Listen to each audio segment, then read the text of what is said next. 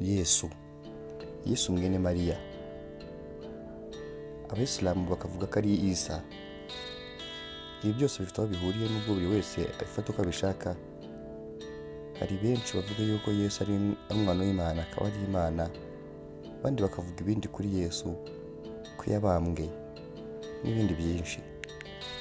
Dore amwe mu magambo Isa cyangwa se Yesu yavuze, we wenyine arimo kwivugaho.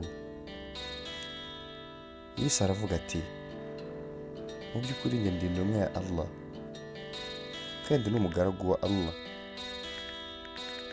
Allah yampaye igitabo, anangira umuhanuzi, ndetse yanamundagajeho inema n'imigisha bye.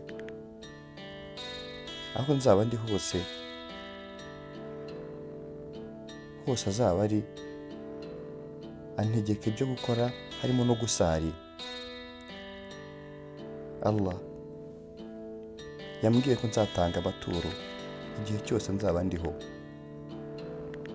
Yanantegetse kumvira mama,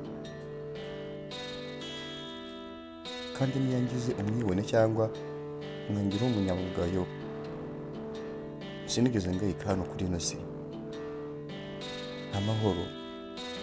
Amahoro nabi kuri njyewe, umunsi navutseho n'umunsi nzazurirwaho. Uwo ni we Yesu mwene Mariya, kandi iyi mvugo niyo mvugo y'ukuri benshi bashidikanyaho mu bantu. Ntibikwiye ko Allah yagira umwana, kuko hari benshi bavuga ko amufite. Ubutagatifu ni bube kuri we. Iyo aciye iteka ry'ikintu aravuga ngo ni kibe kandi kikaba. Kun fayakun.